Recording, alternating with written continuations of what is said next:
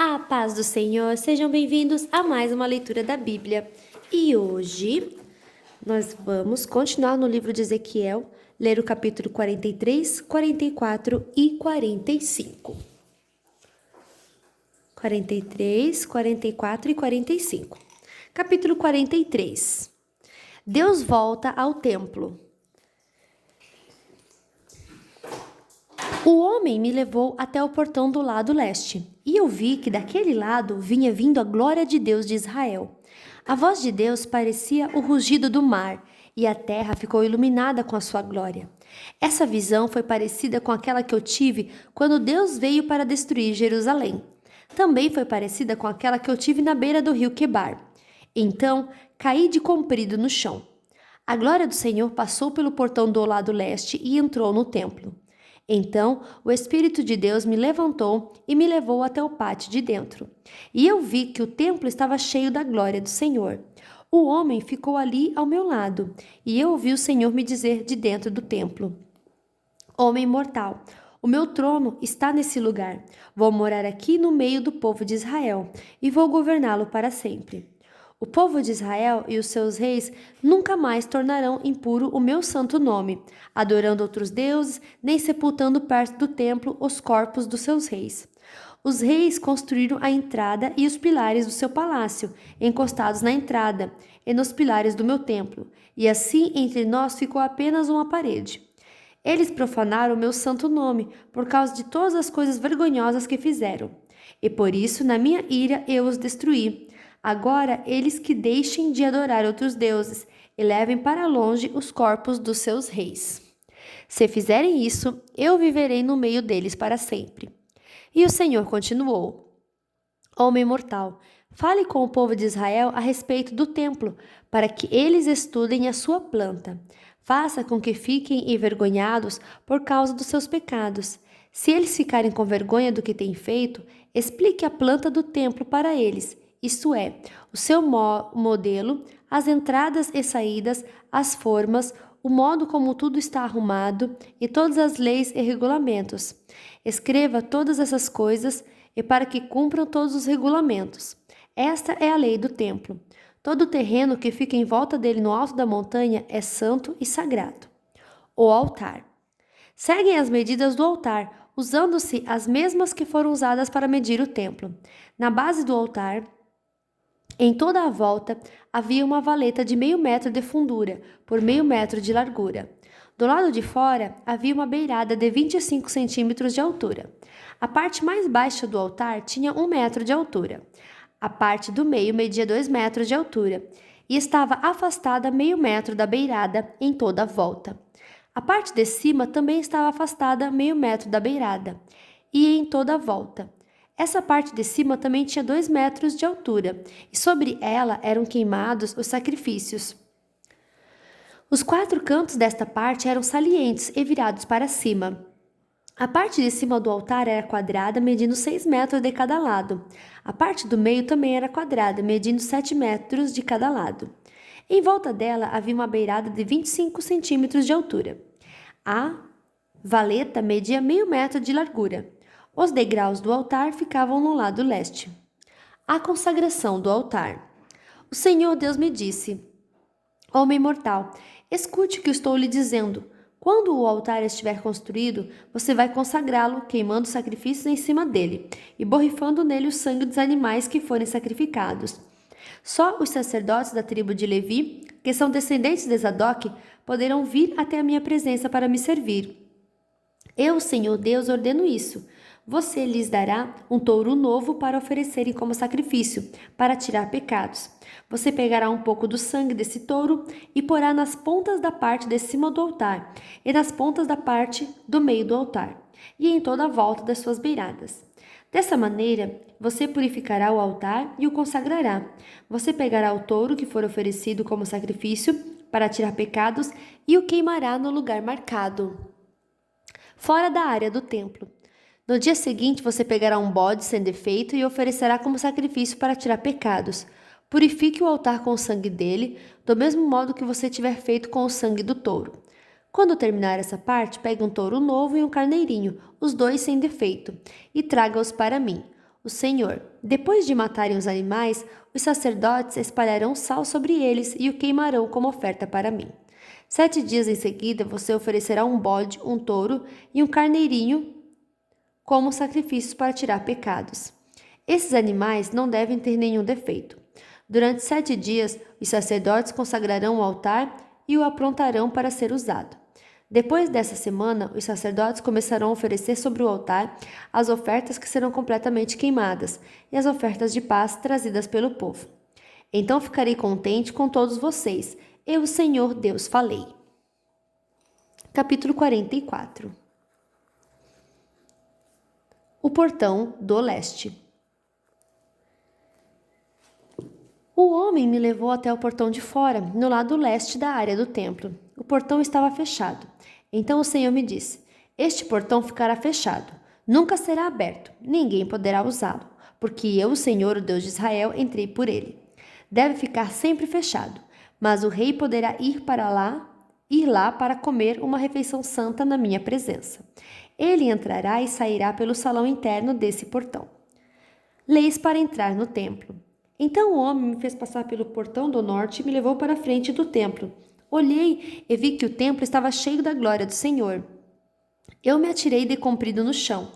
Então o Senhor me disse: Homem mortal, preste atenção em tudo que você vir e ouvir. Eu vou lhe dar as leis e regulamentos do templo.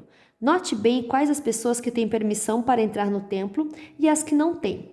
Diga a esses israelitas rebeldes que eu, o Senhor Deus, não vou tolerar mais as coisas vergonhosas que eles estão fazendo. Eles têm profanado o meu templo, deixando estrangeiros que não foram circuncidados, gente que não me conhece, entrar no pátio do templo, quando a gordura e o sangue dos sacrifícios estão sendo oferecidas a mim. Assim, fazendo todas essas coisas vergonhosas, o meu povo tem quebrado a minha aliança. Eles deixaram que estrangeiros realizassem no meu templo as cerimônias sagradas, em vez de eles mesmos fazerem isso. Eu, Senhor Deus, afirmo que nenhum estrangeiro que não foi circuncidado, que não me obedece, entrará no pátio do meu templo, nem mesmo o estrangeiro que esteja vivendo no meio do povo de Israel. Os levitas me abandonaram juntamente com o resto do povo de Israel e adoraram ídolos e por isso estão sendo castigados. Eles podem me servir tomando conta dos portões e fazendo os serviços do templo. Podem matar os animais que o povo traz como ofertas para serem completamente queimadas e como sacrifícios, e ficarão no meio do povo prontos para servir. Eles se encarregarão do culto de ídolos para o povo de Israel, e assim fizeram os israelitas pecarem. Eles se encarregaram do culto de ídolos para o povo de Israel, e assim fizeram os israelitas pecarem. Por isso, eu, o Senhor Deus, juro solenemente que serão castigados. Eles não me servirão como sacerdotes, nem chegarão perto de nada que seja santo para mim, nem entrarão no lugar santíssimo. O castigo pelas coisas vergonhosas que eles fizeram é este: eu os encarrego de guardar o templo e de fazer todos os serviços dele. Os sacerdotes. O Senhor Deus disse: Porém, quando todo o resto do povo de Israel se afastou de mim, os sacerdotes da tribo de Levi, que são descendentes de Zadok, continuaram a me servir fielmente no templo. Agora, eles me servirão e virão até a minha presença, para me oferecer a gordura e o sangue dos sacrifícios. Somente eles entrarão no meu templo, servirão no meu altar e se encarregarão do culto no templo. Quando entrarem pelo portão do pátio de dentro do templo, deverão vestir roupas de linho. Quando estiverem de serviço no pátio de dentro ou no templo, não deverão usar nada que seja feito de lã. Deverão usar turbantes de linho e calças de linho, mas para não suarem, não usarão cinto. Antes de saírem para o pátio de fora, onde o povo está, deverão primeiro tirar as roupas que usaram ao servirem no templo, deixando-as nas salas sagradas. Eles deverão vestir outra roupa, a fim de evitar que a sua roupa sagrada prejudique o povo. Os sacerdotes não devem rapar a cabeça, nem deixar o cabelo ficar comprido, mas devem cortá-lo com decência. Os sacerdotes não beberão vinho antes de entrar no templo de dentro. O sacerdote não poderá casar nem com viúva nem com mulher divorciada, mas somente com uma virgem israelita ou com a viúva de um sacerdote. Os sacerdotes ensinarão ao meu povo a diferença entre o que é santo e o que não é, e entre o que é puro e o que é impuro. Quando houver uma questão legal, os sacerdotes decidirão o caso de acordo com as minhas leis. Eles comemorarão as festas religiosas de acordo com as minhas leis e regulamentos e manterão santos os sábados. O sacerdote não deverá tocar no morto, porque se fizer isso, ficará impuro. Mas poderá tocar no cadáver do pai ou da mãe, ou de um filho, ou de um irmão, ou de uma irmã solteira. Depois que ele se purificar de novo, deverá esperar 7 dias. Então entrará no pátio de dentro do templo e oferecerá um sacrifício pela sua purificação, para que assim possa servir de novo no templo. Sou eu, o Senhor Deus, quem está falando. Os sacerdotes terão uma herança, eu sou a sua herança. Eles não terão propriedades em Israel, eu sou a sua propriedade. As ofertas de cereais e as ofertas feitas para tirar pecados ou culpas serão o alimento dos sacerdotes, e tudo o que for separado para mim em Israel será deles. Os sacerdotes receberão o melhor de todas as primeiras colheitas e de tudo mais que for oferecido a mim. Toda vez que as pessoas assarem pão, darão aos sacerdotes o primeiro pão como oferta, e assim a minha bênção ficará sobre as suas casas. Os sacerdotes não deverão comer nenhum pássaro ou animal que tenha tido morte natural, ou que tenha sido morto por outro animal. Capítulo 45. A parte da terra separada para Deus.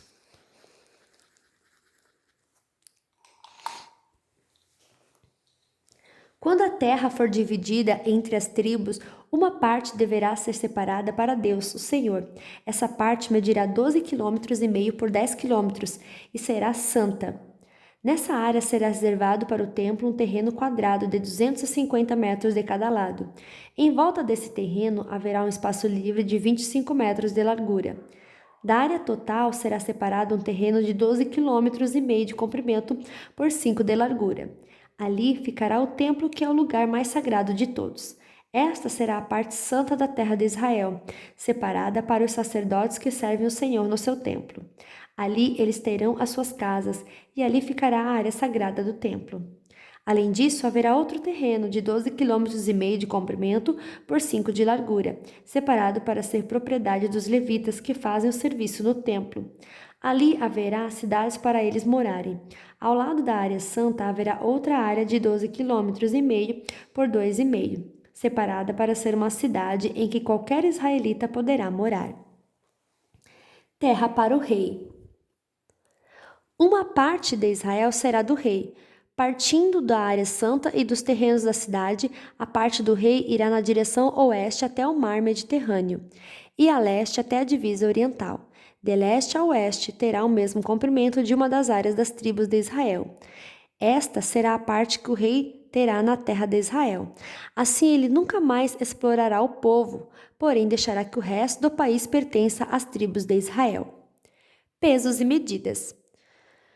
O Senhor Deus diz: autoridades de Israel, parem de pecar. Deixem a violência, deixem de explorar o povo. Façam o que é direito e justo. Nunca mais expulsem o meu povo da terra deles.